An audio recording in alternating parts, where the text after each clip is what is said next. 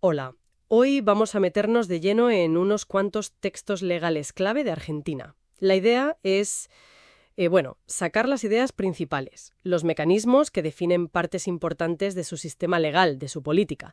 Tenemos aquí extractos de la Constitución, leyes del Poder Judicial, derechos, participación ciudadana, en fin. Bien, pues vamos a desgranar esto. Empecemos por cómo se organiza y se controla uno de los poderes del Estado, el judicial. ¿Qué nos dicen las fuentes sobre esto? Pues mira, arrancamos con el Consejo de la Magistratura. Es una figura importante que se introdujo con la reforma de la Constitución del 94. Ajá.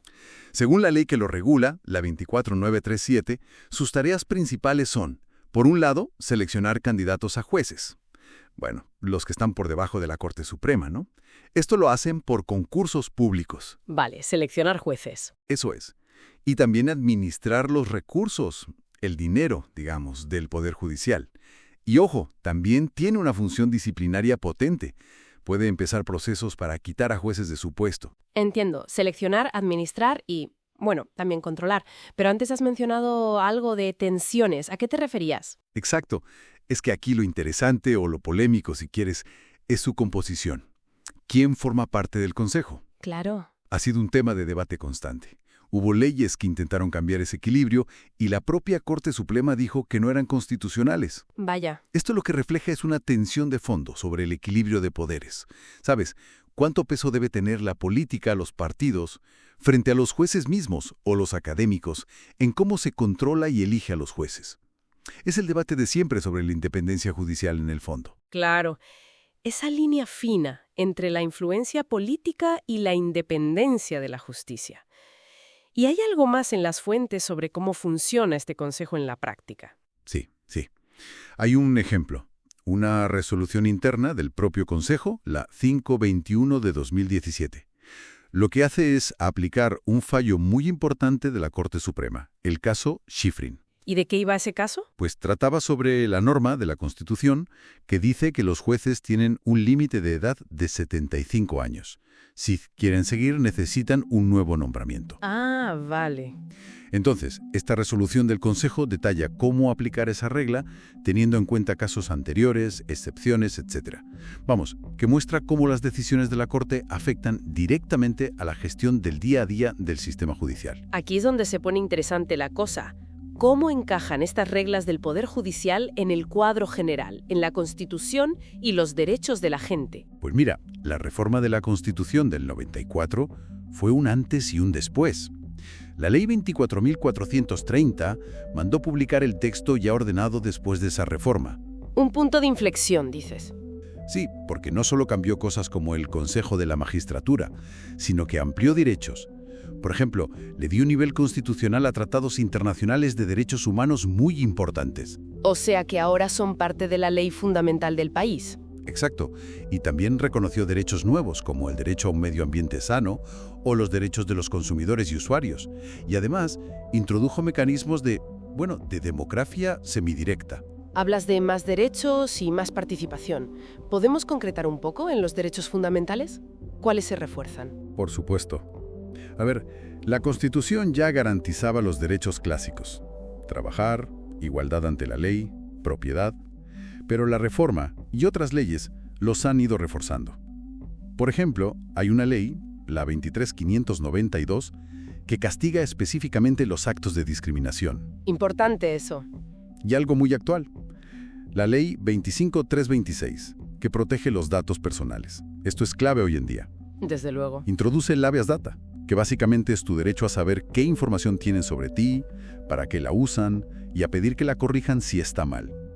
Establece principios como el consentimiento informado, tienen que pedir este permiso, y la confidencialidad. Ese derecho a controlar nuestros datos es fundamental en la era digital, sí.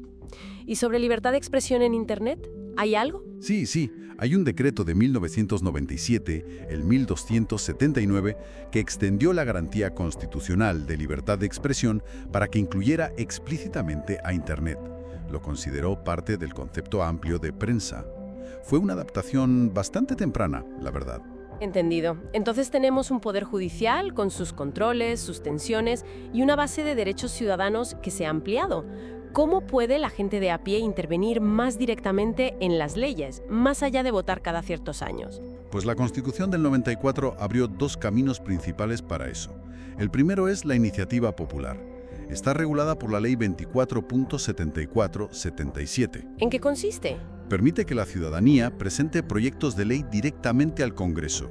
Eso sí, necesitan reunir un número determinado de firmas, un porcentaje del censo electoral. Vale, presentar leyes desde la calle, digamos.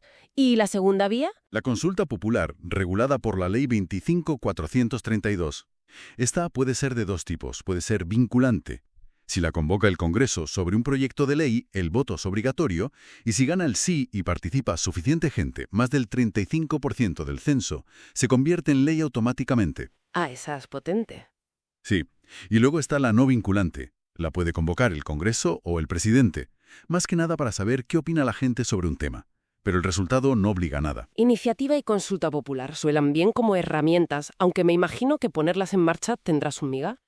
¿Tocan las fuentes otros aspectos de cómo se organiza el Estado o de las herramientas de gobierno? Sí, aunque más de pasada. Se menciona, por ejemplo, la Ley 24.807, que creó la Federación Argentina de Municipios. La idea era coordinarlos y darles más fuerza, más autonomía, un poco en línea con el espíritu federalista de la reforma. Fortalecer lo local. Eso es. También aparece el uso de los decretos de necesidad y urgencia, los DNU. Se pone como ejemplo el que creó el FONDEAR, que era un fondo para financiar proyectos de desarrollo económico. Es una herramienta del Ejecutivo para legislar rápido, en teoría por circunstancias excepcionales, pero que siempre genera debate porque, se salta al Congreso. Claro, el eterno debate sobre los DNU. Exacto. Y como nota histórica, para ver la dinámica federal, se cita una ley muy antigua, de 1953, que convirtió a Misiones en provincia. Muy bien. Entonces, ¿con qué nos quedamos de todo este análisis? Hemos visto cómo Argentina, sobre todo a partir de su constitución reformada y leyes específicas, estructura su poder judicial con figuras como el Consejo de la Magistratura, que a su vez es un foco de tensión política. Sí. También cómo se han ampliado y protegido derechos clave, como la privacidad de datos o la libertad de expresión en Internet. Y finalmente, cómo se abrieron puertas, al menos en la ley, para que la ciudadanía participe más directamente en hacer las leyes. Exacto. Y todo esto nos deja con una pregunta ahí flotando, que yo creo que es clave para entender cómo funciona Argentina en el día a día. Cómo juegan entre sí y a veces cómo chocan estos tres elementos. Es decir, la representación política normal de las instituciones, el control que ejerce la justicia, con sus propios mecanismos internos, y estas vías de participación ciudadana más directa. Claro. Ese equilibrio, que es dinámico y a menudo tenso, es fundamental para entender la gobernanza del país. Es algo sobre lo que, da para seguir pensando, ¿no?